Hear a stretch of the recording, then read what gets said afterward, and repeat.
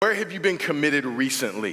For me, it was probably 3 weeks ago. We were at our house. It was about 9:30 at night. Somebody in our small group called my wife and said, hey, listen, Billy's car broke down at the gas station right across the street from your house. Can Nick come over and help? Again, this is why small groups are great. 9:30 at night, my car broke down. Absolutely, I'll be right over.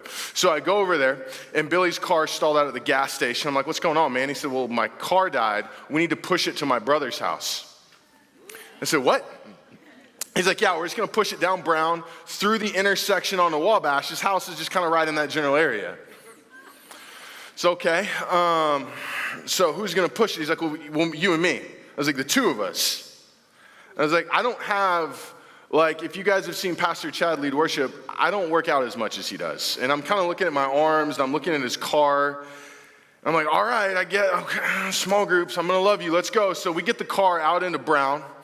His wife Sarah's in the front steering this dead car as we're pushing it down Brown at 9:30 at night. And as we're going through the intersection on the Wabash, the light changes. In the middle of the intersection, we're pushing this car, and cars start to drive around us. And Billy starts laughing. And that's when I knew that this sense that I've always had that I would die on a dark street with Billy Fisher standing next to me laughing, this is when that was going to happen. I'm like, okay, Lord, I knew it. Here we go.